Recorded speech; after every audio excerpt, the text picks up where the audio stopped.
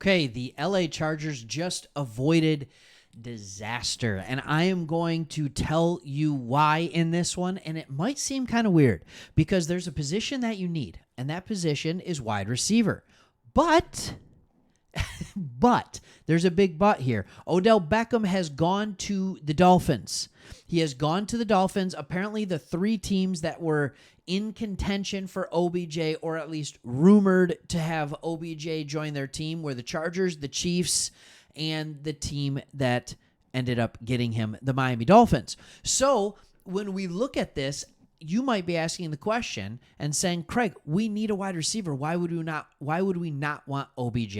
So I'm going to give you a multifaceted reason why you don't want him, because of what this current coaching staff is about, but also just because of the player he is, the player he was, and the player he most likely will be. So let's talk about it. Without further ado, here's a couple of things that you have to know about Odell Beckham Jr. He has been in the league since 2014. The first 3 years he was in the league, he had 1,300, 1,400, and 1,300 yards receiving. Very good. 2017, injuries, 300 yards receiving. Then back-to-back 1,000-yard seasons. One with New York, one with Cleveland. Then the last 3-4 years, he didn't play an entire year in 2022.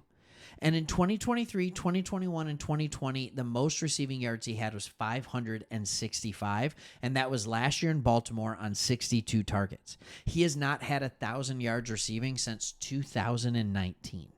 All right? He is no longer the OBJ that you thought he once was. He is not coming in to lead your receiving core. And when you have a receiving core that is young, and I'm talking Quentin Johnson, I'm talking Ladd McConkey, I'm talking Brendan Rice, I'm talking Cornelius Johnson, all right?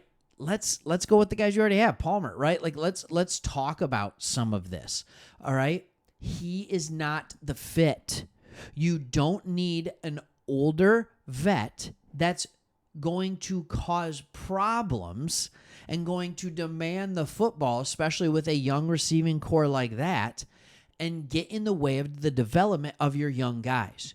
You went and signed a guy who has the exact same production as Odell Beckham Jr. in the last 3 years. In fact, slightly better production than Odell Beckham Jr. And a guy who doesn't make waves in the locker room, a guy who goes out, ties up his shoes, and works hard. That was DJ Chark. That was the signing you did, and that was a good decision. So, if you don't believe me on this, I want to go ahead and remind everybody. Now, he's older. Maybe he's more mature, and I understand that. All right? But he signed with Miami. He signed with Miami because they're an air raid. All right? Because he wants the ball again. That's what he wants. If he wanted to win a Super Bowl, he would have gone to the Kansas City Chiefs. So he's still a little bit about OBJ. All right, so let's go and look at the timeline. This was an awesome article by Sporting News of his weird, wild incident with the Giants, Rams, and Browns, and then the Rams. And I think you're going to have fun with this, so hang on. All right, first, his individual rivalry with Panthers cornerback Josh Norman turned ugly as the two took shots at each other, flagged for unnecessary roughness, all that kind of stuff. Okay, no big deal. Second-year receiver, trying to make a name for himself. Same with Josh Norman. I got no problem with that. Then, fast forward a year, and we all remember he got in a fight with a kicking net, and he lost. Now, the next things that you're going to see, all right, that I think are kind of funny. By the way, this is him fighting with the net, and then, he just got jacked, all right, and then he gets angry. Then in October, 2 months later, 1 month later, I know my months, he made up after he gave it a kiss. And then he took it a step further, all right, and he proposed to the kicking net. All of these things on the sideline while his team is trying to play. Then January of 17, just a few months later, the infamous boat photo with the Giants wild card matchup against the Packers. Him and a few teammates took a nice little vacation down to Miami, and they lost to the Packers, and they haven't reached the playoffs since. All right, that's no good. All right. September of 17, the next year, celebration made waves against the Eagles as he walked on all fours and lifted his leg to mimic a dog taking a pee. All right, just, okay, let's keep it going. Now let's go, then there was the whole drug substance. Was it cocaine? All that kind of stuff. And then let's go to the Browns years. Right, he's in Cleveland. What trouble are you going to get in Cleveland? All right, Giants traded Beckham and Olivier Vernon for Pepper Zeitler and a first and third round pick. In his Browns debut, Beckham grabbed the attention of the NFL world not for his play, but rather his apparel. He wore wearing a Richard Mille watch valued at $200,000. All right, that's not bad. All right, he got into a scuffle with Marlon Humphrey, and then he was seen on the sideline arguing with his coach. In December of 19, in January of 2020, after watching LSU in the College Football National Championship, he appeared to hand out large amounts of cash to LSU Tigers players on the field and then received a 2-year ban. Like, it doesn't stop.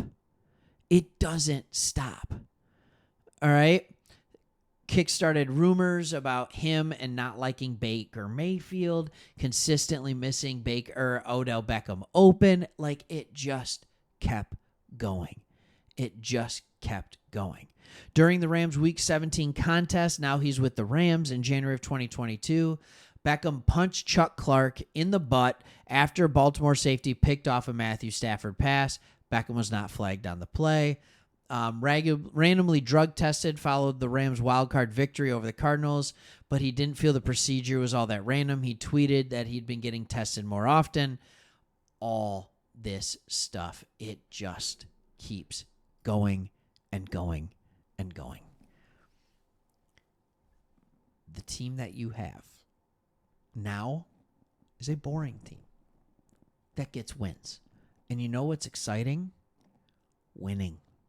And you have a coaching staff that is about, you'll see it in the Michigan locker room as you're walking down the tunnel. It says the team, the team, the team.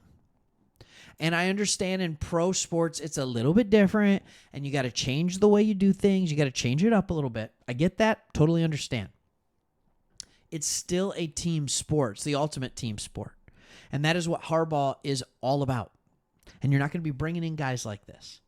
So, yes, I think you avoided disaster. And now that we're toward the end of the video here, I'm going to go ahead and let you know what we're doing here on this channel. We are Lions fans. We don't hide it, okay? I think I am even, wearing a Lions shirt. North champs. Hey, maybe you'll be West champs this year. All right, AFC West champs. But we live in Michigan. We love Jim Harbaugh. And this was a perfect opportunity for us to start another channel here with Sports Talk Chargers.